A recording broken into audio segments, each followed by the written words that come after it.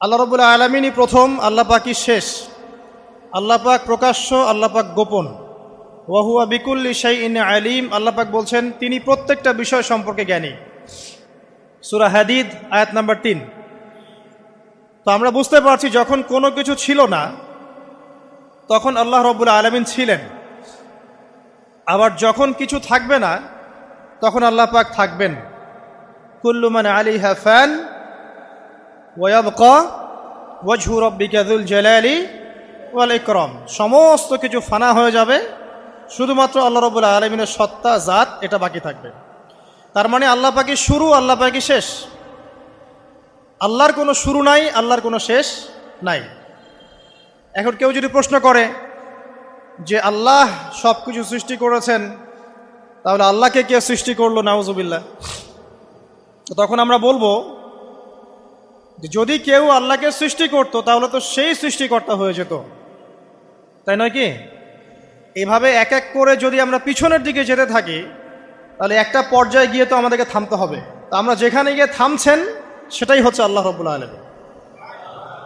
আল্লাহ পাকের আগে কিছুই ছিল না, বরং অতীত, বর্তমান, ভবিষ্যৎ এটা সময়ের মধ্যে আছে, যে সময়ের মধ্যে আমরা বাস করছি।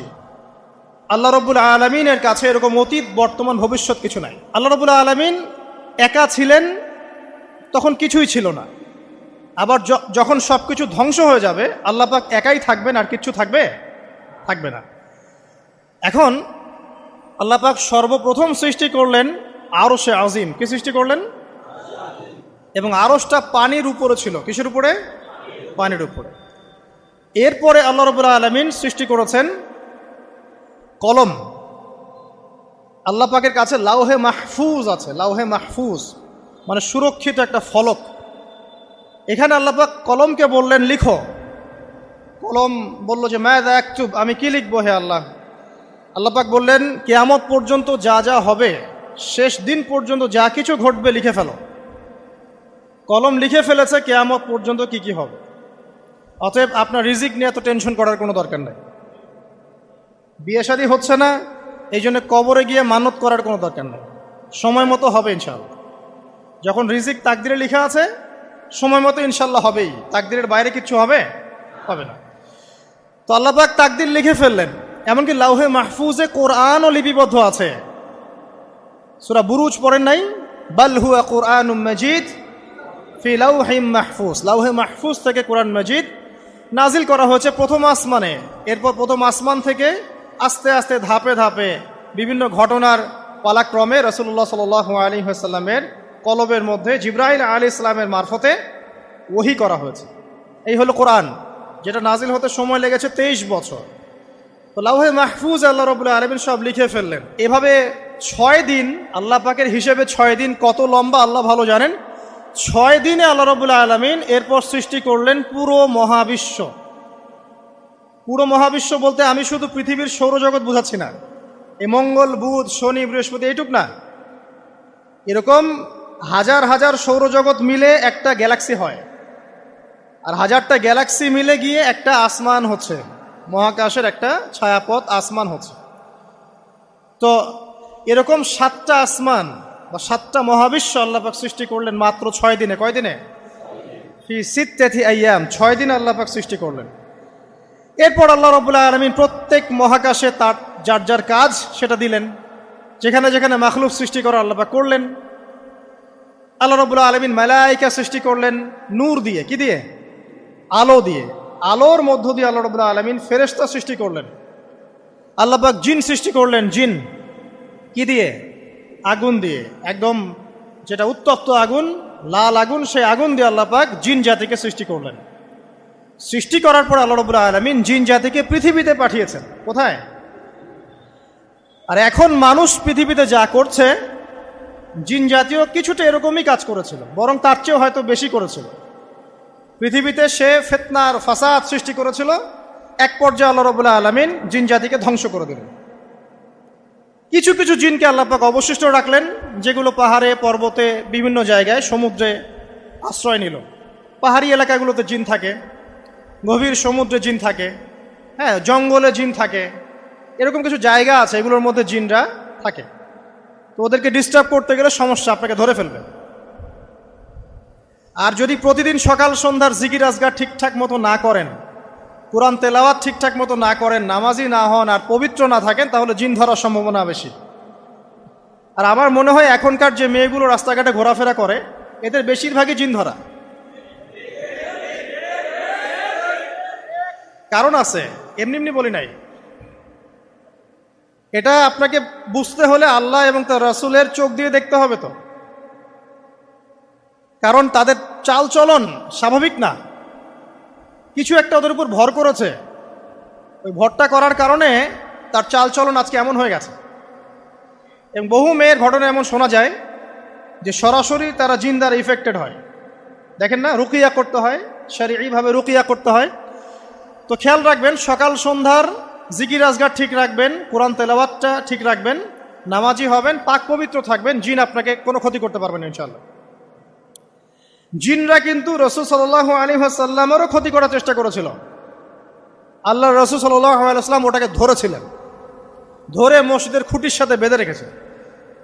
নামাজের মধ্যে জিন আমাদের নবীকে ডিস্টার্ব করেছিল, আল্লাহ রাসূল ওই জিনকে ধরেছেন, ধরে খুঁটির সাথে বেঁধে রেখেছেন। তারপরে তার মনে পড়ল সুলাইমান আলাইহিস সালামের কথা। সুলাইমান আলাইহিস সালাম বলেছিল আল্লাহকে, আল্লাহ আমাকে যে ক্ষমতা তুমি দিয়েছো, আমার পরে কাউকে এই ক্ষমতা আর দিও না।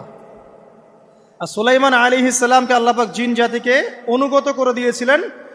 সুলাইমান আলাইহিস সালামের নির্দেশে জিন জাতি বিভিন্ন কাজ করত, এমনকি সমুদ্রের মধ্যে ডুবুরির কাজও করত, সমুদ্রের ভিতর থেকে রত্ন বের করে নিয়ে আসতো। এগুলো কিন্তু অলিক রূপকথা নয়, সত্য ঘটনা। তখন নবী সাল্লাল্লাহু আলাইহি ওয়াসাল্লাম বললেন যে আমার ভাই সুলাইমানের কথা আমার মনে পড়ে গেল, তাই আমি জিনটাকে ছেড়ে দিলাম। তো আল্লাহ পাক জিন জাতিকে সৃষ্টি করে এই পৃথিবীতে পাঠানোর পর তারা এরকম ফিতনা এবং ফাসাদ সৃষ্টি করার পরে আল্লাহ পাক ওদেরকে ধ্বংস করে দেন। দেওয়ার পরে আরো অনেক যুগ এবং অনেক শতাব্দী কেটে যায়। কত যুগ কত শতাব্দী আল্লাহ ভালো জানেন। অনেক লম্বা সময় পরে গিয়ে আল্লাহ রাব্বুল আলামিন ফেরেশতাদেরকে ডাকেন। কাদেরকে ডাকেন? তাদেরকে ডেকে বলেন, ওয়াইজ ক্বালা রাব্বুকা লিল মালায়েকা, স্মরণ করো নবী সেই সময়ের কথা যখন তোমার রব ফেরেশতাদেরকে ডাকলেন, ডেকে বললেন, ইন্নী জাইলুন ফিল আরদি খলিফা, হে ফেরেশতা মণ্ডলী, আমি পৃথিবীতে আমার খলিফা পাঠাতে চাই। কি পাঠাতে চাই ভাই? খলিফা। খলিফার দুটো অর্থ, একটা হচ্ছে ওই যে জিনরা যে চলে গেল, ওর স্থলাভিষিক্ত হয়ে আরেকটা জাতি, স্থলাভিষিক্ত হওয়া। আরেকটা ব্যাখ্যা হচ্ছে খলিফা শব্দের মানে হচ্ছে যে ব্যক্তি আল্লাহ পাকের বিধান অনুযায়ী পৃথিবীতে বিচার ফয়সালা করে, সে আল্লাহর খলিফা।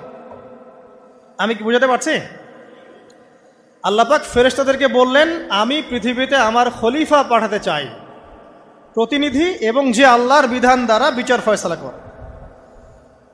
তখন ফেরেশতারা বলছেন, ক্বালু, ফেরেশতারা বলছেন, আতাজআলু ফিহা মান ইউফসিদু ফিহা ওয়া ইয়াসফিকু দিমা, হে আল্লাহ, আপনি কি এমন কোন সৃষ্টিকে আবার পৃথিবীতে পাঠাতে চান যে পৃথিবীতে গিয়ে ফিতনা ফাসাদ সৃষ্টি করবে অথবা রক্তপাত ঘটাবে? ফেরেশতারা এই কথা কিভাবে বলতে পারলো? হ্যাঁ, জিন জাতির অভিজ্ঞতার আলোকে। ঠিক আছে? তখন আল্লাহ পাক বলছেন, ইন্নী আ'লামু মা লা তা'লামুন, দেখো আমি যা জানি তোমরা তা জানো না। মানে তারা ফিতনা ফাসাদ সৃষ্টি করতে পারে, কিন্তু আমার কিছু মুখলেস বান্দা থাকবে যারা এই পথে পা বাড়াবে না। আচ্ছা, এবার আল্লাহ রাব্বুল আলামিন আদম আলাইহিস সালামকে সৃষ্টি করলেন। আল্লাহ পাক নিজের হাত দিয়ে আদম আলাইহিস সালামকে সৃষ্টি করেছেন। সূরা সদের মধ্যে আল্লাহ পাক বলেছেন, দেখুন মহাবিশ্বের কোন সৃষ্টির ব্যাপারে বলা হয়নি যে খলাকতু বিয়াদাই, আমি নিজ হাতে তাকে সৃষ্টি করেছি। শুধুমাত্র আদম আলাইহিস সালাম, আমাদের পিতার ক্ষেত্রে বলা হয়েছে খলাকতু বিয়াদাই, আমি নিজ হাতে তাকে সৃষ্টি করেছি। কত সম্মান, কত ভালোবাসা, তাই না? এবার আল্লাহ রাব্বুল আলামিন আদম আলাইহিস সালামকে সমস্ত নাম শিক্ষা দিলেন। সমস্ত নাম মানে কি? ওয়াল্লামা আদামাল আসমাআ কুল্লাহা, আল্লাহ পাক বলছেন এরপর আমি আদম আলাইহিস সালামকে মহাবিশ্বের যত জ্ঞান আছে সমস্ত নাম শিক্ষা দিয়ে দিলাম। সুবহানাল্লাহ। যেই জ্ঞান ফেরেশতাদেরও ছিল না, যেই জ্ঞান ইবলিসেরও ছিল না। ইবলিস কিন্তু অনেক জ্ঞানী ছিল, অনেক বড় আবেদ ছিল, সে দীর্ঘদিন আল্লাহর ইবাদত করেছে, কিন্তু এই জ্ঞান কিন্তু তারও ছিল না, ফেরেশতাদেরও ছিল না। সুম্মা আরাদাহুম আলাল মালাইকা, এরপর আল্লাহ রাব্বুল আলামিন আদম আলাইহিস সালামকে ফেরেশতাদের সামনে নিয়ে আসলেন, উপস্থাপন করলেন। মহাবিশ্বের ঘটনা, এটা ঘটছে, চিন্তা করেন, এটা কিন্তু ঘটেছে আগে, অতীত। এবার সমস্ত ফেরেশতার সামনে আদম আলাইহিস সালামকে নিয়ে আসা হচ্ছে। এবার বলা হচ্ছে যে হে ফেরেশতারা, তোমরা এই নামগুলো বলে দাও দেখি, তোমরা যদি সত্যবাদী হও। তো ফেরেশতারা বলছেন লা ইলমা লানা ইল্লা মা আল্লামতানা, হে আল্লাহ, আপনি আমাদেরকে যা শিখিয়েছেন এর বাইরে তো কোনো জ্ঞান নাই আমাদের। তারপর আল্লাহ পাক আদমকে বললেন আলাইহিস সালাম, হে আদম, তুমি সব নাম বলে দাও দেখি। এরপর আদম আলাইহিস সালাম সমস্ত নাম একটা একটা করে বলে দিলেন। তাহলে আমাদের পিতা জ্ঞানী ছিলেন, নজ্ঞ ছিলেন? আর আমরা তার সন্তান হিসেবে জ্ঞানী নজ্ঞ? এটা আমাদের শোভা পায়? আমাদের পিতা ছিলেন মহাবিশ্বের সবচেয়ে জ্ঞানী সত্তা, আল্লাহ রাব্বুল আলামিন তাকে জ্ঞান শিক্ষা দিয়েছেন, সমস্ত জ্ঞান। তবে তার সমস্ত জ্ঞান আর এই মহাবিশ্বের সমস্ত জ্ঞান আল্লাহর জ্ঞানের তুলনায় কতটুকু জানেন? একটা সমুদ্রের মধ্য থেকে এক ফোঁটা পানি উঠালে যেমন হয়, পুরো মহাবিশ্বের জ্ঞান আল্লাহর জ্ঞানের সামনে এতটুকু। আল্লাহ পাকের জ্ঞান এত অসীম, পুরো মহাসাগরের মধ্য থেকে এক ফোঁটা পানি তুললে, ওই যে এক ফোঁটা পানি তুললেন, এটা মহাবিশ্বের জ্ঞান, আর বাকি সমস্ত পানি এটা আল্লাহ পাকের জ্ঞান। ঠিক দুনিয়ার জীবনের এক্সাম্পলটা এমনই। একটা সাগরের মধ্যে আঙ্গুল ডুবালে, আঙ্গুল উঠালে যতটুকু পানি আঙ্গুলে বেঁধে থাকে, এটা দুনিয়া। আর পুরো মহাসাগরটাই হচ্ছে কি? আখিরাত। নবীজি বলছেন সাল্লাল্লাহু আলাইহি ওয়াসাল্লাম, একটা মৃত গাধাকে দেখে বলছেন, সাহাবীরা, তোমরা কি কেউ এই গাধাটাকে 1 দিরহামের বিনিময়ে কিনবে? কান কাটা, মৃত, গলে আছে, এই গাধাটাকে কিনবা 1 দিরহাম দিয়ে? সাহাবীরা বলছেন, মাংনা দিলেও তো কিনবো না। ইয়া রাসূলুল্লাহ, যদি ফ্রিও কেউ দেয়, বিনামূল্যে দেয়, তাও তো নিব না। তখন নবী সাল্লাল্লাহু আলাইহি ওয়াসাল্লাম বলছেন, এটাই হচ্ছে আল্লাহর কাছে দুনিয়ার এক্সাম্পল। ওই মৃত গাধা তোমাদের কাছে যতটা না ইম্পর্টেন্ট, যতটুকু মূল্য রাখে, আল্লাহর কাছে এই দুনিয়া তার চেয়েও কম মূল্য রাখে। তো এই দুনিয়াতে তো সব ফয়সালা হবে না। আমরা তো হতাশ হয়ে যাই না যে দুনিয়াতে এমন কেন, এটা কেন, ওইটা কেন। দুনিয়া এটারই জায়গা। দুনিয়া সব কিছুর কনক্লুশনের জায়গা না, সব কিছুর পরিসমাপ্তির জায়গা হচ্ছে কিয়ামতের মাঠ। ওই দিন যে সফল সে সফল, যে ব্যর্থ সে ব্যর্থ। দুনিয়ার বাড়ি গাড়ি, স্ট্যাটাস, চাকরি বাকরি, ইজ্জত সম্মান, এটা সাফল্য ব্যর্থতার মানদণ্ড নয়, চূড়ান্ত মানদণ্ড নয়। চূড়ান্ত মানদণ্ড কি? ফামান যুহজিহা আনিন নার ওয়া উদখিলাল জান্নাহ ফাকাদ ফাজ। যাকে জাহান্নাম থেকে বাঁচানো হবে, জান্নাতে প্রবেশ করানো হবে, পুলসিরাত পার হতে পারবে, এই একমাত্র ব্যক্তি সফল। তো সাফল্যের সংজ্ঞাটা জেনে রাখবেন, তাহলে আপনি দুনিয়াতে হতাশ হবেন না ইনশাআল্লাহ তাআলা। এবার কি হলো, যখন আদম আলাইহিস সালাম সমস্ত নাম শিক্ষা দেওয়া সমস্ত নাম বলে দিলেন, এখানে নাম মানে কিন্তু খালি নাম নয়, জ্ঞান বলে দিলেন, তখন আল্লাহ রাব্বুল আলামিন ফেরেশতাদেরকে বললেন, তোমরা সবাই এখন আদমকে সিজদা করো। ওয়া ইয কুলনা লিল মালাইকাতি ইসজুদু লি আদম। আল্লাহ পাক এবার বলছেন, আমি সমস্ত মালায়েকাকে বললাম তোমরা আদমকে সিজদা করো। ফাসাজাদু, সবাই সিজদা করলো, ইল্লা ইবলিস, ইবলিস সিজদা করলো না। কেন করলে না? ইবলিসকে বলা হচ্ছে, ইয়া ইবলিস মা মানাকা আল্লা তাসজুদা ইয আমারতুক, তোমাকে কে নিষেধ করলো সিজদা করতে ওই আদমকে যাকে আমি আদেশ করেছি? কে নিষেধ করলো? তখন ইবলিস বলছে, খলাকতানি মিন নার ওয়া খলাকতাহু মিন তিন, আমাকে সৃষ্টি করেছেন আগুন দিয়ে আর আদমকে সৃষ্টি করেছেন মাটি দিয়ে, আমি কিভাবে তাকে সিজদা করতে পারি? ইবলিস বলতে চাইলো যে আপনি যে বলছেন আদমকে সিজদা করো, আদম তো মাটির তৈরি, আমি তো আগুনের তৈরি, তাহলে আপনি ভুল বলছেন। নাউজুবিল্লাহ। আগুন কেন মাটির সামনে নত হবে? মাটি আগুনের সামনে নত হওয়া উচিত। তার কেয়াস হচ্ছে এমন। কেয়াস মানে কি? তার এটা কি? হ্যাঁ, তার এটা যুক্তি, তার এটা যুক্তি এবং দর্শন যে আমি কেন তাকে সিজদা করব? আমি তো আগুনের তৈরি আর আদম হচ্ছে মাটির তৈরি। তো খলাকতাহু মিন নার ওয়া খলাকতানি মিন তিন, খলাকতানি মিন নার ওয়া খলাকতাহু মিন তিন, আমাকে সৃষ্টি করেছেন আগুন দিয়ে, আদমকে সৃষ্টি করেছেন মাটি দিয়ে। আবা ওয়াস্তাকবারা, আল্লাহ পাক বলছেন সে উদ্ধত হলো এবং অহংকার প্রদর্শন করলো। আর আল্লাহ পাক অনেক কিছু মাফ করে দেন, কিছু কিছু বিষয় আল্লাহ পাক মোটেই পছন্দ করেন। তার মধ্যে একটা হচ্ছে অহংকার, তার মধ্যে একটা হচ্ছে শিরক, তার মধ্যে একটা হচ্ছে অন্যের হক নষ্ট করা, তার মধ্যে একটা হচ্ছে আদম সন্তানকে হত্যা করা, তার মধ্যে একটা হচ্ছে বৃদ্ধ বয়সে ব্যভিচার করা, তার মধ্যে একটা হচ্ছে মুরতাদ হয়ে যাওয়া। ওই যে খ্রিস্টান হয়ে যাচ্ছেন না, খালি মরেন তারপর বুঝবেন, খালি মালাকুল মউত আসুক তারপর বুঝবেন। আল্লাহ রাব্বুল আলামিন বলছেন তার রাসূলের মাধ্যমে, কেউ যদি সাক্ষ্য দেয় আল্লাহ ছাড়া কোনো মাবুদ নাই, মুহাম্মদ সাল্লাল্লাহু আলাইহি ওয়াসাল্লাম শেষ নবী, ঈসা ইবনে মারইয়াম আল্লাহর প্রেরিত নবী, আল্লাহর পুত্র নন, জান্নাত সত্য এবং জাহান্নাম সত্য, এই পাঁচটা বিষয় যদি কেউ সাক্ষ্য দেয় ইনশাআল্লাহ সে জান্নাতে যাবে, তার আমল যেমনই হোক না কেন। টাকার বিনিময়ে, চাকরির বিনিময়ে, সমাজসেবার নামে আর চিকিৎসার নামে ইমান বিক্রি করে ফেললেন, সুবহানাল্লাহ সুবহানাল্লাহ। তোমাদের এই পৃথিবীতে বেঁচে থাকার চাইতে মাটির তলে চলে যাওয়া ভালো। আবর্জনার কোনো প্রয়োজন নাই আল্লাহর এই জমিনে। এই মুসলিম উম্মার আবর্জনার কোনো প্রয়োজন নাই। এই মুসলিম উম্মার ইমানদার সাহসী তরুণ প্রজন্মের দরকার।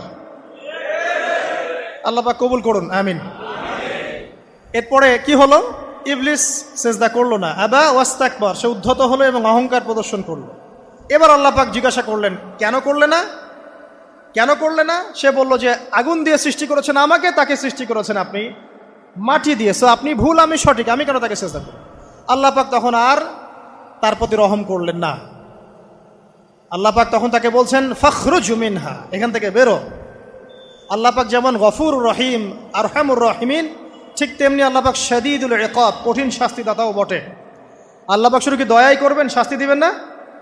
দিবেন। ফখরুজ, অপদস্থ হয়ে লাঞ্ছিত হয়ে এখান থেকে বের হয়ে যাও। এখানে অহংকার করার অধিকার তোমাকে দেয়া হয় না, এখান থেকে বের হয়ে যাও। এবার ইবলিস বের হয়ে যাচ্ছে। বের হয়ে যাওয়ার সময় ইবলিস বলছে রব্বি, কি বলছে? রব্বি। দেখেন ইবলিস আল্লাহকে বলছে রব্বি, মানে ইবলিস আস্তিক। ইবলিস কি আস্তিক? ইবলিস আল্লাহ বিশ্বাস করে। ইবলিস বলছে রব্বি, হে আমার রব, আনজিরনি ইলা ইয়াউমি ইউবআসুন, আমাকে কিয়ামত দিবস পর্যন্ত অবকাশ দেন। আমাকে তো বের করে দিচ্ছেন, ঠিক আছে, আমাকে কিয়ামত দিবস পর্যন্ত অবকাশ দেন। শব্দ চয়ন হচ্ছে রব্বি, হে আমার রব, মানে ইবলিস কিন্তু নাস্তিক না। তাহলে এখন যারা এই যে এথিজমে বিশ্বাস করছেন, আসলে এরা কেউ নাস্তিক না, এরা ইসলাম বিদ্বেষী। কখনো দেখবেন না তাদেরকে অন্য ধর্মের কোনো বিষয় নিয়ে কটু মন্তব্য করছে, প্রশ্ন উত্থাপন করছে, এমনটা খুব কমই দেখবেন। এতে যত মাথা ব্যথা ইসলাম নিয়ে। এখানে দেখেন ইবলিসের কথা বলছি, ইবলিস কিন্তু আস্তিক। ইবলিস কি বলছে? রব্বি আনজিরনি ইলা ইয়াউমি ইউবআসুন, হে আমার রব। ইবলিস জানে যে আল্লাহ তার রব। ওই যে সূরা হাশরের শেষের দিকে পড়ে দেখবেন ইবলিস বলে উকফুর, তোমরা কুফরি করো। তারপরে মানুষ যখন কুফরি করে সে বলে আমি ইন্নী আখাফুল্লাহ রাব্বাল আলামিন, আমি আল্লাহকে ভয় করি যে জগৎ সমূহের প্রতিপালক। শয়তানকে মানুষ গিয়ে জিজ্ঞাসা করবে, জাহান্নামীরা, তুমি আমাদেরকে পথভ্রষ্ট করেছিল। শয়তান বলবে আমি কিচ্ছু করি নাই, আমি তোমাদেরকে কোনো কাজে ফোর্স করি নাই, আমি শুধু তোমাদেরকে ওয়াসওয়াসা দিয়েছি, তোমরা নিজেরাই কাজ করেছো। ফালা তালুমুনি ওয়ালুমু আনফুসাকুম, সূরা ইব্রাহিম পড়ে দেখেন। শয়তান বলবে তোমরা আমাকে লানত করো না, নিজেদেরকেই লানত করো, আমি তো তোমাদেরকে বাধ্য করে কাজ করাই নাই, তোমরা নিজেরাই করেছো এই কাজগুলো। আসুন সামনে যাই। এবার আল্লাহ পাক যখন ইবলিসকে বের করে দিলেন, সে বলছে আমাকে কিয়ামত পর্যন্ত অবকাশ দিন। কিয়ামত পর্যন্ত অবকাশ নিয়ে ইবলিস কি করবে? উত্তর, ইবলিস বলছে ফাবিমা আগওয়াইতানি, হে আল্লাহ, যে কারণে বা যে আদমের কারণে আপনি আমাকে এখান থেকে বের করে দিলেন, লাআকউদান্না লাহুম সিরাতাকাল মুস্তাকিম, আমি সে আদম সন্তানের সরল পথে ওত পেতে বসে থাকবো। শয়তানের কথা কি মনে থাকবে যুবক ভাইরা? শয়তানের চ্যালেঞ্জ কি?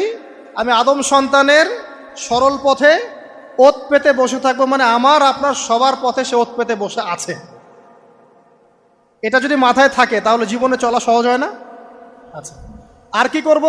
সুম্মা লাআতিয়ান্না মিন বাইনি আইদিহিম, শুধু বসেই থাকবো না, আমি আসবো তাদের সামন থেকে, ওয়া মিন খালফিহিম, তাদের পিছন থেকে, ওয়া আন আইমানিহিম, তাদের ডান দিক থেকে, ওয়া আন শামাইলিহিম, তাদের বাম দিক থেকে, ওয়ালা তাজিদু আকসারাহুম শাকিরিন, হে আল্লাহ, আপনি বেশিরভাগ আদম সন্তানকে শুকরগুজার পাবেন না। কার কথা? শয়তানের। এই কথাটা কি সত্য না মিথ্যা? এখন বেশিরভাগ লোক নামাজ পড়ে না পড়ে না? পড়ে পড়ে না। বেশিরভাগ মুসলিমের দাড়ি আছে না নাই? বেশিরভাগ মুসলিম সুদ খায় না খায় না? এখন বেশিরভাগ তরুণ প্রজন্মের জেনায় আছে না নাই? পর্নোগ্রাফি সবাই দেখে না দেখে না? অন্যের সম্পদ আত্মসাৎ মানুষ করছে না? দুর্নীতি করছে না? ঘুষ খাচ্ছে না? ইসলামের বিধান 100% পালন করে কত পার্সেন্ট মানুষ? খুব কম। আচ্ছা বাদ দেন এত বড় বড় কথা, শুধু কোরআনুল কারীম তেলাওয়াত করতে পারে কতজন মানুষ? বলি না আমরা 90% মুসলিমের বাংলাদেশ, তো 90% মুসলিমের বাংলাদেশে কত ভাগ মুসলিম কোরআন তেলাওয়াত করতে পারে? একটা শুমারি করে দেখেন, কোরআন শুমারি। এটা কোরআন শুমারি করে দেখেন যে কত পার্সেন্ট মুসলিম শুদ্ধ করে কোরআন পড়তে পারে। যারা পড়তে জানে তাদেরও পড়া যে কত ভুল আছে আলেম ওলামার কাছে গেলে বুঝতে পারবেন। আর এই ভুলের কারণে যে অর্থ কত পরিবর্তন হচ্ছে আপনি তো জানেনই না। তো এই যে শয়তান বলেছে ওয়ালা তাজিদু আকসারহুম শাকিরিন, আপনি বেশিরভাগকেই শুকরগুজার পাবেন। তো কথা সত্য না মিথ্যা?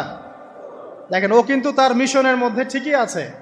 কথা যে সত্য তার প্রমাণ সহিহ বুখারীর একটা হাদিস, যেটা 4 বার এসেছে বুখারীর মধ্যে, যে আদম আলাইহিস সালামকে ডাকা হবে কিয়ামতের মাঠে, ডেকে বলা হবে তোমার সন্তানদের মধ্য থেকে জাহান্নামীদেরকে আলাদা করে দাও। আদম আলাইহিস সালাম বলবেন কতজনকে আলাদা করে দিব? আল্লাহ পাক বলবেন প্রতি 1099 জনকে জাহান্নামের জন্য আলাদা করে দাও। শয়তানের কথা ঠিক না বেঠিক? এবার আল্লাহ রাব্বুল আলামিন তাকে বের করে দিলেন। ইবলিস এবার বের হয়ে গেল, চ্যালেঞ্জও করলো। এবার আল্লাহ পাক আদম আলাইহিস সালামকে ডেকে বলছে ইয়া আদম, এবার আদম আলাইহিস সালামের এই যে পাজর মানে বুকের পাজর, এখান থেকে তার সঙ্গিনীকে সৃষ্টি করা হলো। কারণ আদম আলাইহিস সালাম একাকী ছিলেন, একা কি থাকা যায়? একা থাকতে কষ্ট হয় না?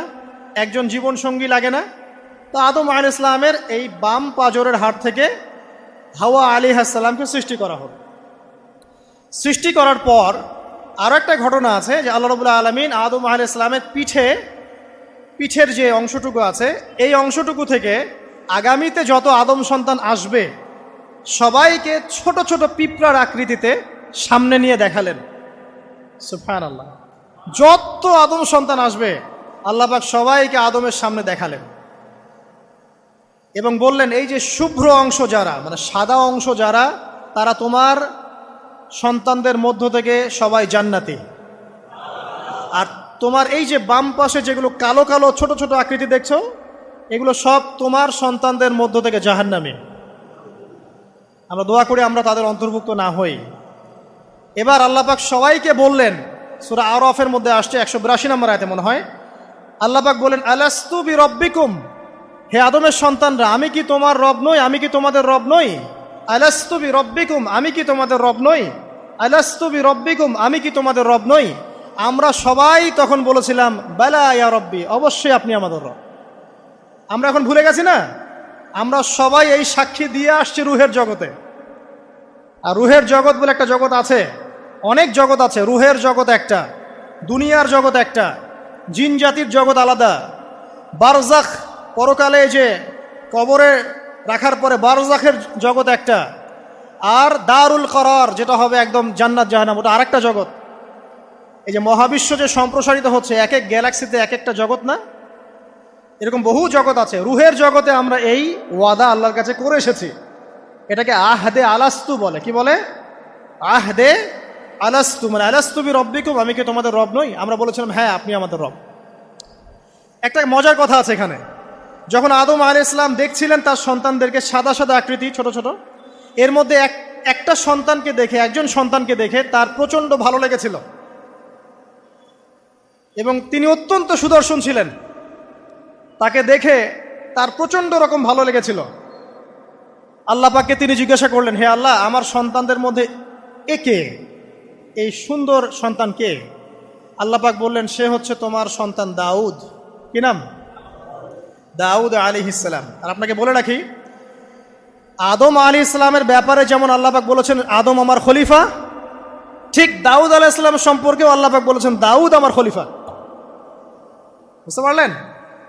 কোথায় আছে? সূরা সদ পড়ে দেখেন। ঠিক আদম আলাইহিস সালাম সম্পর্কে আল্লাহ পাক বলেছেন না যে আমি পৃথিবীতে খলিফা পাঠাচ্ছি, ঠিক দাউদ আলাইহিস সালাম সম্পর্কেও আল্লাহ পাক বলেছেন দাউদ আমার খলিফা। ইয়া দাউদ ইন্না জাআলনাকা খলিফাতান ফিল আরদ ফাহকুম বাইনান নাসি বিল হক ওয়া লা তাত্তাবিল হাওয়া। আয়াতটা পড়ে দেখবেন, ওইদিকে আমি পরে আসছি। তো ওই সন্তানকে দেখে তার এত ভালো লাগলো, আল্লাহর কাছে তিনি জিজ্ঞাসা করছেন, হে আল্লাহ আমার এই সন্তানের হায়াত কত? আল্লাহ পাক বলছেন তোমার এই সন্তানের হায়াত হচ্ছে 60 বছর। কত বছর? 60 বছর। আর আমাদের উম্মতে মুহাম্মাদের কিন্তু গড় আয়ু এরকম 60-65, এর বেশি না গড় আয়ু। তখন আদম আলাইহিস সালাম বলেন, আল্লাহ আমার হায়াত থেকে তাকে 40 বছর দিয়ে দাও। আমার হায়াত থেকে তাকে 40 বছর দিয়ে দাও। আল্লাহ পাক তাকে 40 বছর দিয়ে দিলেন। তাই আদম আলাইহিস সালামের 1000 বছর হায়াত হয়ে গেল 960 বছর, আর দাউদ আলাইহিস সালামের 40 বছর হায়াত হয়ে গেল 100 বছর। এখন আসেন এই জায়গায় যে আদম আলাইহিস সালাম এবং দাউদ আলাইহিস সালাম দুইজনকে আল্লাহ পাক কি বলেছেন? খলিফা। খলিফা কে? খলিফা কাকে বলে? এটা একটু শুনে নি ছোট্ট করে। সূরা সদ পড়বেন 24 কি 26 নম্বর আয়াত। আল্লাহ পাক বলছেন, ইয়া দাউদ, হে দাউদ, খলিফার কাজ কি এটা শোনেন। হে দাউদ, ইন্না জাআলনাকা খলিফাতান ফিল আরদ, নিশ্চয়ই আমি আল্লাহ তোমাকে পৃথিবীতে খলিফা করেছি। কি করেছি? খলিফা করেছি। তোমার কাজ কি? ফাহকুম বাইনান নাসি বিল হক, মানুষের মাঝে আল্লাহর বিধান দ্বারা হকের মানদণ্ডে বিচার ফয়সালা করবে। তাহলে আল্লাহর খলিফার দায়িত্ব কি?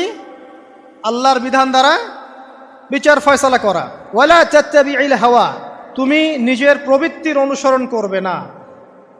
ফায়ুদিল্লাকা আন সাবিলিল্লাহ, তাহলে তোমাকে এটা সরল পথ থেকে বিচ্যুত করে দেবে। ইন্নাল্লাযীনা ইউদিল্লুনা আন সাবিলিল্লাহ, নিশ্চয় যারা আল্লাহর পথ থেকে বিচ্যুত হয়ে যায়, লাহুম আযাবুন শাদীদ, তাদের জন্য কঠিন শাস্তি আছে। বিমা নাসু ইয়াউমাল হিসাব, এই কারণে যে তারা হিসাবের দিনটা ভুলে গেছে। এই আয়াত থেকে খলিফার ফাংশন বুঝতে পারলেন?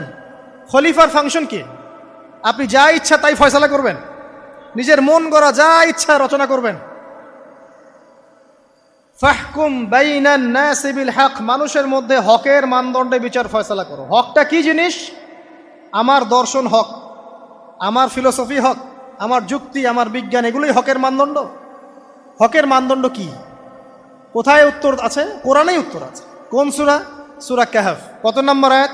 আয়াত নম্বর 29। আল্লাহ পাক বলছেন, ওয়াকুলিল হাক্কু মির রাব্বিকুম, হক সেটাই যা তোমার রবের পক্ষ থেকে নাজিল হয়। কথা কি ক্লিয়ার? হক কি জিনিস? যা তোমার রবের পক্ষ থেকে নাজিল হয়। ফামান শাআ ফালইউমিন, যার ইচ্ছা হয় সে স্বীকার করুক। ওয়ামান শাআ ফালইয়াকফুর, যার ইচ্ছা হয় সে অস্বীকার করুক। ইন্না আ'তাদনা লিযালিমিনা নারান, অস্বীকারী জালেমদের জন্য আমি আগুন প্রস্তুত করে রেখেছি। তো এখানে আপনি হকের সংজ্ঞা পেলেন এবং হকের মানদণ্ডে বিচার ফয়সালা করলে পরে খলিফা হয়। যদি আল্লাহ পাকের হকের মানদণ্ডে কেউ ফয়সালা না করে, সে আল্লাহর খলিফা নয়, সে শয়তানের খলিফা। কথা কি ক্লিয়ার? আচ্ছা, এখন যদি আপনি বাধ্য হন কোনো ক্ষেত্রে সেটা আলাদা বিষয়, বাধ্য হয়েছেন সেটা আলাদা বিষয়, কিন্তু আকীদা স্পষ্ট থাকতে হবে যে আল্লাহ রাব্বুল আলামিনের বিধান চূড়ান্ত, এর উপর কোনো বিধান নাই। এখন আপনি আদম এবং দাউদ আলাইহিস সালামের মধ্যে একটা সম্পর্ক বুঝতে পারলেন। এবার আল্লাহ পাক আদম আলাইহিস সালামকে ডাকলেন, ডেকে বলছেন, আদম এবং হাওয়া, তোমরা দুজন উসকুন আনতা ওয়া যাওজুকাল জান্নাহ, এবার তুমি আর তোমার স্ত্রী হাওয়া তোমরা জান্নাতে থাকো। ফাকুলা মিনহা রাগাদান হাইথু শি'তুমা, জান্নাতের যেখান থেকে ইচ্ছা তোমরা ফল খাও বা যা ইচ্ছা তাই করো, সবকিছু উন্মুক্ত তোমাদের জন্য জান্নাতে। একটা বিষয়, ওয়ালা তাকরাবা হাযিহিশ শাজারা, এই যে গাছটা দেখছো এই গাছের কাছেও যাবে না। এখানে শব্দ এমন না যে গাছের ফল খাবে না, শব্দ হচ্ছে এমন গাছের কাছেও যাবে না। যেমন ওয়ালা তাকরাবু জিনা, জেনা করবে না আল্লাহ পাক বলেননি, বলেছেন জেনার কাছেও যাবে না। ওয়ালা তাকরাবু মাল আল ইয়াতিম, ইয়েতিমের মাল খাবে না আল্লাহ পাক বলেন নাই, আল্লাহ বলছেন ইয়েতিমের মালের কাছেও যেও না। আমি কি বুঝাতে পারছি? এই গাছের কাছেও যেও না। এবার জান্নাতে তারা থাকতে লাগলেন। এবার ইবলিস তো আর হাল ছেড়ে দেয় নাই, সে কি বলেছিল? ডান বাম সামন পিছন সব দিক থেকে আসবে। সে এসে ওয়াসওয়াসা দেয়। কি ওয়াসওয়াসা দেয়? হে আদম, হাল আদুল্লুকা, আমি কি তোমাকে বলে দিব, আলা শাজারাতিল খুলদ ওয়া মুলকিন লা ইয়াবলা, হে আদম আমি কি তোমাকে বলে দিব এমন একটা গাছের কথা যেই গাছের ফল খেলে পরে তুমি চিরস্থায়ী জীবন লাভ করবে, কোনো দিন মারা যাবে না। এই চিরস্থায়িত্বের টোপ দিচ্ছে কে? এই চিরস্থায়ী ক্ষমতার টোপে মানুষ পথ হারাচ্ছে না পৃথিবীতে। ওয়া মুলকিল লা ইয়াবলা, এমন রাজত্ব পাবে যেই রাজত্ব কখনো ক্ষয় হবে না। চিরস্থায়িত্বের টোপ, রাজত্বের টোপ, এই দুটোই হচ্ছে পৃথিবীতে মানুষকে পথভ্রষ্ট করার শয়তানের অস্ত্র। কথা মনে বুঝতে পারেন না? আমার মাথার উপর দিয়ে যাচ্ছে, বুঝতে পারবেন ইনশাআল্লাহ। তো টোপ দিচ্ছে দুইটা, হাল আদুল্লুকা আলা শাজারাতিল খুলদ ওয়া মুলকিল লা ইয়াবলা। করতে করতে করতে করতে একদিন সত্যি সত্যি আমাদের পিতামাতা সেই গাছের কাছে চলে গেলেন। যখনই চলে গেলেন, ফালাম্মা যাকা শাজারা, যখন তারা গাছের কাছে চলে গেলেন, বাদাত লাহুমা সাওআতিহিমা, তাদের পরনে যে জান্নাতি কাপড় ছিল ধাপাস করে খুলে পড়ে গেল। ইন্না লিল্লাহি ওয়া ইন্না ইলাইহি রাজিউন। আমাদের পিতামাতাকে পুরো মহাবিশ্বে ফেরেশতাদের সামনে জান্নাতে নগ্ন করে দিল ইবলিস। আমি মনে বুঝাতে ব্যর্থ হচ্ছে। আমাদের পিতামাতাকে জান্নাতে ফেরেশতাদের সামনে, সবার সামনে নগ্ন করে কাপড় খুলে ফেললো কে? ইবলিস। তো এখন যে কাপড় খোলার সংস্কৃতি চলছে, কারা এরা? ওরা জিন শয়তান, এগুলো মানুষ শয়তান।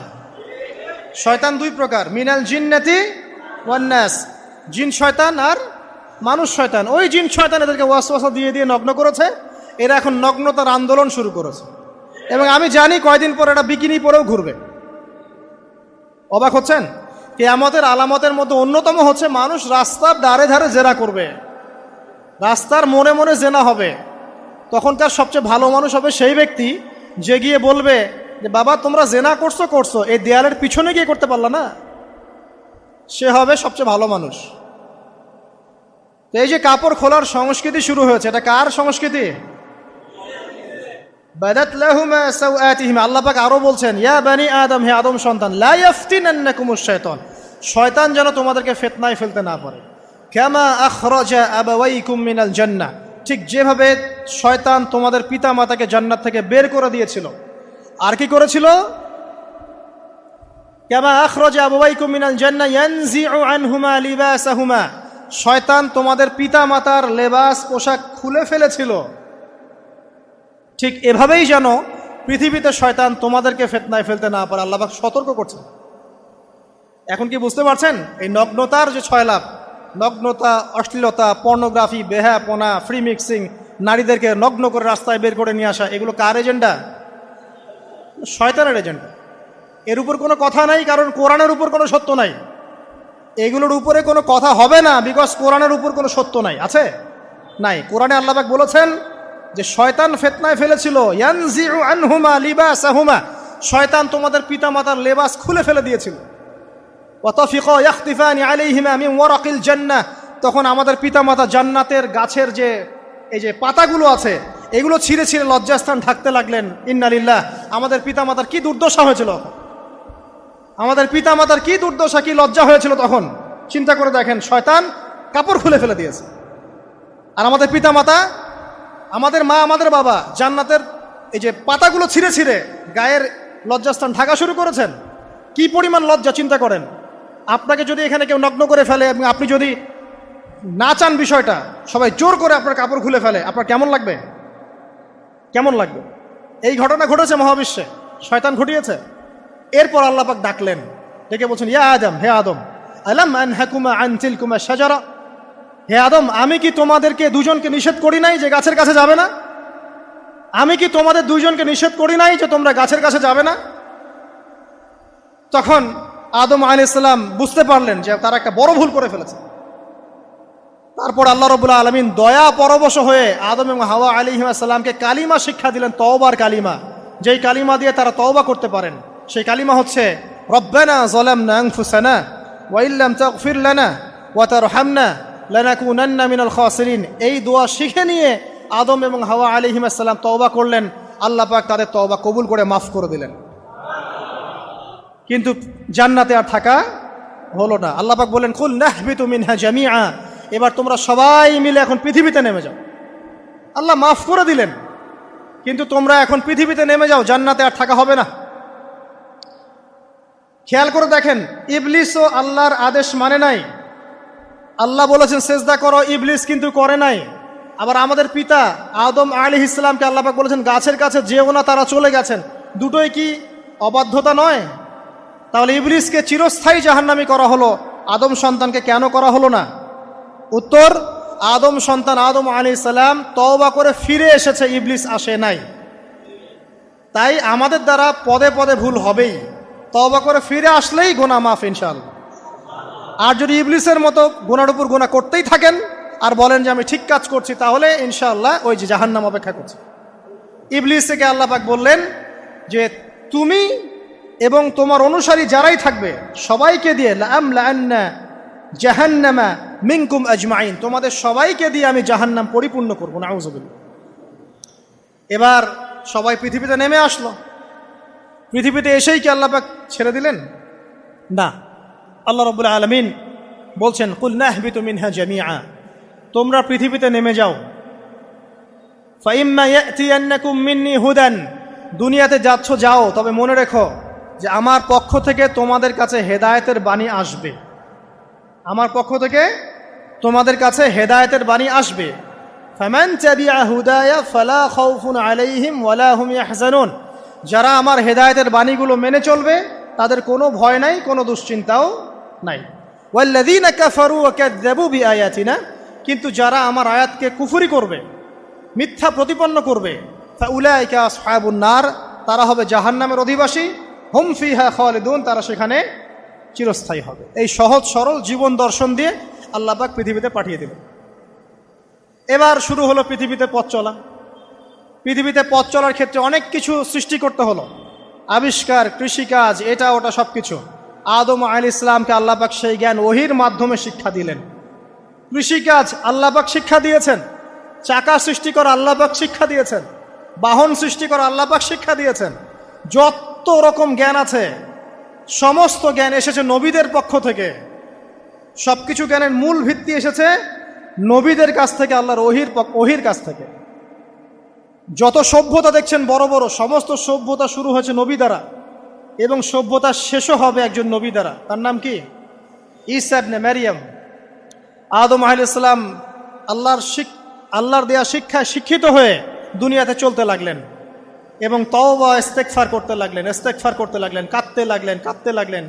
দীর্ঘকাল তারা ক্রন্দন করেছেন। কি কারণে? ওই যে একটা ভুল তারা করে ফেলেছে। দুনিয়াতে এসে ক্রন্দন করতে করতে করতে করতে আল্লাহ রাব্বুল আলামিন এক পর্যায়ে তওবা কবুল করে ফেললেন। এবার সামনে যান, তাদের সন্তান হলো হাবিল এবং কাবিল। নাম শুনেছেন? শোনেন নাই? হাবিলের কুরবানি কবুল হয়, কাবিলের কুরবানি কবুল হচ্ছে না। বিকজ কাবিল এর কুরবানির মধ্যে ইখলাস নাই। ভাইয়ের কুরবানি কেন কবুল হচ্ছে, আমারটা কেন হচ্ছে না? হিংসার বশবর্তী হয়ে কাবিল হাবিলকে হত্যা করে ফেলল। নবী পরিবারের সদস্য হয়েও কাবিল এরকম অন্যায় করে ফেলল। আর কি হলো? রাসূল সাল্লাল্লাহু আলাইহি সাল্লাম বলেছেন, পৃথিবীতে যত মানুষ অন্যায়ভাবে নিহত হবে, পৃথিবীতে যত মানুষ অন্যায়ভাবে খুন হবে, সমস্ত খুনের পাপের একটা অংশ কাবিলের আমলনামায় যুক্ত হবে। কারণ সেই প্রথম খুন চালু করেছে। এই যে আজকে গুনাহে জারিয়া চালু করছেন না, সুদী এনজিও, সুদী সমিতি, সিনেমা হল, এইটা ওইটা, মদের বার, যত গুনাহে জারিয়া চালু করছেন, মৃত্যু হবে, কবরে যাবেন ঠিকই, কিন্তু গুনাহ কমবে না ইনশাআল্লাহ। মনে করেন একজন নগ্ন ছবিতে অভিনয় করেছে, ঠিক আছে, এখন নাই পৃথিবীতে, বা কেউ অশ্লীল গান বাজনা করে দুনিয়া থেকে বিদায় নিয়েছে, দুনিয়াতে তার গান এখনো বাজছে, সে কবরে শুয়ে শুয়েই সেই গুনাহগুলো পাচ্ছে। ঠিক আপনি যদি এখন ভালো কোনো কাজ করেন, দিনই কোনো ভালো কাজ করেন, মসজিদ হোক, মাদ্রাসা হোক, ইয়েতিমখানা হোক, বিধবাদের কোনো প্রকল্প হোক, বৃদ্ধাশ্রম হোক, মানবতার কোনো কল্যাণমূলক কাজ হোক, মৃত্যুর পরেও ইনশাল্লাহ আপনি নেকি পেতে থাকবেন। সদকায়ে জারিয়া আর গুনাহে জারিয়া ভালো করে বুঝবেন। একটা গুনাহ করে মাফ নেওয়া আলাদা বিষয়, আর গুনাহ চলতে থাকাটা আর একটা বিষয়। আল্লাহ আমাদেরকে হেফাজত করুন, আমিন। নবী পরিবার এগিয়ে গেল এবং তাদের সময়ে তারা শুধু ক্রন্দন করেছেন, ইবাদত করেছেন, আল্লাহর কাছে ইস্তেগফার করেছেন এবং ওই যে জান্নাতে ফিরে যাওয়ার জন্য তারা আপ্রাণ চেষ্টা করেছেন। এক পর্যায়ে আদম আলাইহিস সালামের বয়স যখন 960 বছর হলো, আল্লাহ রাব্বুল আলামিন তাকে ওফাত দিলেন, তার ইন্তেকাল হয়ে গেল। ইন্না লিল্লাহি ওয়া ইন্না ইলাইহি রাজিউন। এরপরেও নবী পরিবার চলতে লাগলো, চলতে চলতে পরবর্তীতে আসলেন নূহ আলাইহিস সালাম, তারপরে ইব্রাহিম, আদ জাতি, তারপর সামুদ, তারপরে শুআয়ব, কওমে মাদিয়ান, মূসা, দাউদ, সুলাইমান, ইসহাক, ইয়াকুব, নবী পরিবার চলতেই লাগলো। এক পর্যায়ে ঈসা আলাইহিস সালামের পরে মুহাম্মদ সাল্লাল্লাহু আলাইহি ওয়াসাল্লামের মধ্য দিয়ে নবীদের সিলসিলা আল্লাহ পাক শেষ করে দিলেন। এভাবেই সভ্যতা এগিয়ে গেছে, এভাবেই আমাদের পিতামাতার হাত ধরে জ্ঞান পৃথিবীতে এসেছে। এবং ওই যে শয়তানের মিথ্যা প্রলোভন, প্রতারণা, এর ফলশ্রুতিতে ওই যে আমাদের পিতামাতার গা থেকে কাপড় খুলে পড়ল, আল্লাহ পাক রাগান্বিত হয়ে সবাইকে দুনিয়াতে নামিয়ে দিলেন, ইবলিসকে চিরস্থায়ী জাহান্নামী ঘোষণা করলেন। কিন্তু আমাদের পিতামাতার ক্রন্দন, তওবা, ইস্তেগফার, আমলের বদৌলতে, আল্লাহর রহমতে আল্লাহ পাক পিতামাতাকে মাফ করে দিলেন, আলহামদুলিল্লাহ। এভাবেই মানব জাতি এগিয়ে যাচ্ছে। আজকে আমরা এই পর্যায়ে পর্যন্ত এসেছি। আদম আলাইহিস সালামের এই সংক্ষিপ্ত জীবনী থেকে আমরা কি শিখলাম? আমরা শিখলাম যে আল্লাহ রাব্বুল আলামিন অনেক ভালোবেসে, অনেক মহব্বত করে, মমতা দিয়ে, মায়া দিয়ে নিজের হাতে আমাদের পিতাকে সৃষ্টি করেছেন। এক। দুই, আমাদের পিতাকে আল্লাহ রাব্বুল আলামিন তার পক্ষ থেকে জ্ঞান শিক্ষা দিয়েছেন। এই কারণে আদম সন্তানরা জন্ম থেকেই দেখবেন কিছু না কিছু জ্ঞানে জ্ঞানী হয়েই থাকে। জ্ঞান আপনার ডিএনএর মধ্যে থাকেই। আল্লাহ রাব্বুল আলামিন আদম আলাইহিস সালামের মধ্যে রূহ ফুঁকে দিয়েছেন। আল্লাহ রাব্বুল আলামিন আদম আলাইহিস সালামকে জান্নাতে রেখেছেন। আল্লাহ রাব্বুল আলামিন গাছের কাছে যাওয়ার পরেও তওবা ইস্তেগফারের মধ্য দিয়ে তাকে মাফও করে দিয়েছেন। আল্লাহ রাব্বুল আলামিন আদম এবং হাওয়া আলাইহিস সালামের মধ্য দিয়ে এই পৃথিবীতে মানব জাতির সিলসিলা অব্যাহত রেখেছেন। এবং কিয়ামত পর্যন্ত যত আদম সন্তান আসবে তাদের জন্য আল্লাহ পাক তার পক্ষ থেকে হেদায়েত প্রেরণ করেছেন। এক যুগে তাওরাত এসেছে, কখনো জাবুর, কখনো ইনজিল, কখনো কোরআন। সর্বশেষ টেস্টামেন্ট হিসেবে কোরআন এসেছে। এখন যদি এই ওয়াহির বাণী, কোরআন এবং এর ব্যাখ্যা, হাদিস আমরা মেনে চলি, ইনশাআল্লাহ তাআলা আমরা আবার সেই জান্নাতে ফিরে যাব যেখান থেকে আমাদেরকে নামিয়ে দেওয়া হয়েছে। আর যদি আমরা কোরআন এবং হাদিস বা আল্লাহর ওয়াহির পরোয়া না করি, এর আলোকে জীবন না গড়ি, তাহলে ওই ইবলিসের সাথেই আমাদেরকে জাহান্নামে থাকতে হবে, নাউযুবিল্লাহ। আল্লাহ রাব্বুল আলামিন আমাদের সবাইকে কোরআন এবং সুন্নাহ, আল্লাহর ওয়াহি মেনে চলার তৌফিক দান করুন এবং ইবলিসের খপ্পর থেকে আল্লাহ পাক আমাদেরকে বাঁচিয়ে রাখুন। ইবলিসের যত এজেন্ট আছে, ওদের যে দুরভিসন্ধি, ষড়যন্ত্র এবং শয়তানি ফাঁদ, এগুলো থেকে আল্লাহ পাক আমাদেরকে, আমাদের মা বোনদেরকে, আমাদের পরিবারের সদস্যদেরকে, আমাদের সমাজকে, রাষ্ট্রকে আল্লাহ পাক হেফাজত করুন, বাঁচিয়ে রাখুন, আমিন।